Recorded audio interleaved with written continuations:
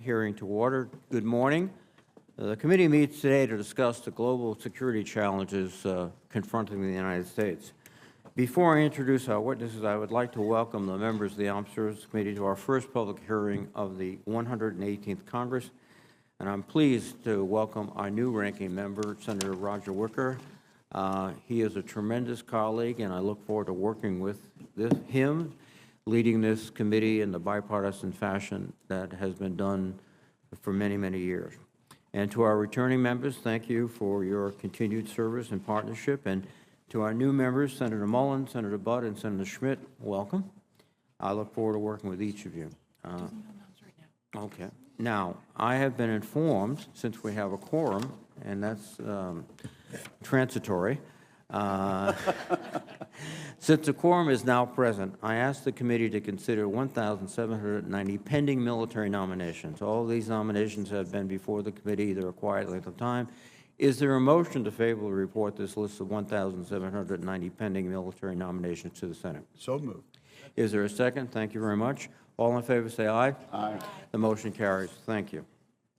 And returning now to my comments. We're lucky to have our extremely talented witnesses with us today, and we understand there are significant challenges facing us, from China's growing influence to Russia's reckless aggression. Our nation faces a complex and dangerous security environment. Prevailing in this environment will require thoughtful, resolute strategies informed by experts like those before us today. Dr. Bonnie Lin is the director of the China Power Project and senior fellow for Asian security at the Center for Strategic and International Studies. She's an expert on U.S. military strategy in the Indo-Pacific, with leadership experience across the Department of Defense and with the RAND Corporation. Dr. Fiona Hill is a senior fellow in the Center on the United States and Europe at the Brookings Institution. Dr. Hill has served as the top advisor for European and Russian policy on the National Security Council and is an expert on issues related to Russia, Central Asia, energy, and strategic competition. Mr. Roger Zakheim is the director of the Ronald Reagan Presidential Foundation and Institute. He is an expert on U.S. defense strategy, having served as a professional staff member on the House Armed Services Committee and other national security positions. He currently serves on the 2022 National Defense Strategy Commission.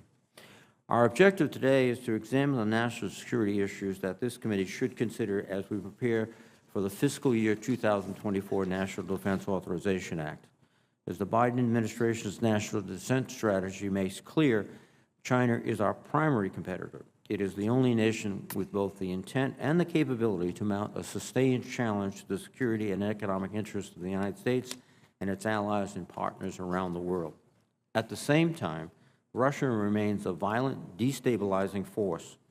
Putin's assault on Ukraine has inflicted horrific suffering on innocent civilians seeking a free and democratic society. It's threatened European stability and harmed the global economy.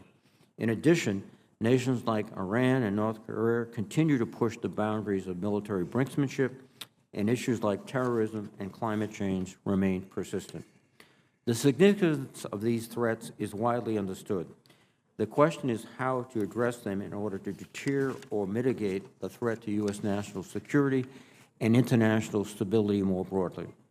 To begin, we have to recognize that America faces an existential struggle between democracy and autocracy. Beijing and Moscow seek to change the international order by exploiting vulnerable nations through coercive economic and military pressure. America must offer an alternative to this kind of foreign policy.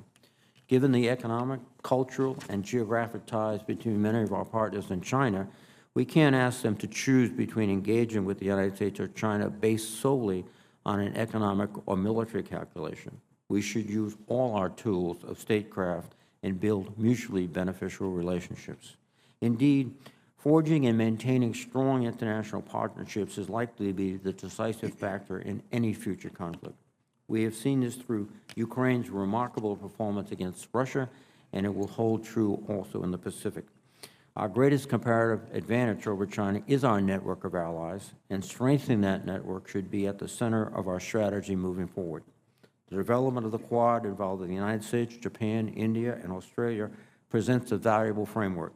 Similarly, our defense agreement with Australia and the United Kingdom, known as AUKUS, provides an excellent platform for improving the capabilities of our allies and increasing our engagement in the region. Our adversaries' presence around the globe is evolving. I would ask our witnesses to share their assessment of the Ukraine conflict in the larger context of the evolving international order, as well as the implications for U.S. defense strategy going forward.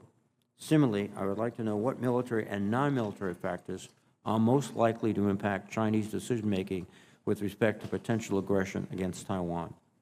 As the recent shoot-down of the Chinese surveillance balloon in our airspace should remind us, the top priority of the national defense strategy is homeland defense. America's skies and seas must be secure to protect its citizens, and the Department must pursue technologies that provide forward detection to buy decision time for decision makers. Finally, as we adapt to meet these global challenges, we need to consider that we are entering an era of trilateral nuclear competition. The Cold War was essentially a bilateral rivalry between the United States and the Soviet Union, which developed deterrence theory and communications methods based on two competitors. That has changed with the ascendancy of China and its growing nuclear arsenal.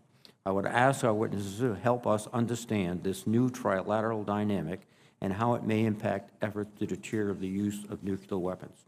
Ultimately, long-term strategic competition is not just a rivalry of military or economic power, but also a competition of ideas. This requires us to develop an understanding of our adversaries' strengths, weaknesses, philosophies, and objectives, as well as our own. This is where the knowledge and insights of the experts before us today are so valuable. I look forward to our witnesses' testimony, and I thank them again for their participation. And let me now recognize and turn to the ranking member, Senator Wicker.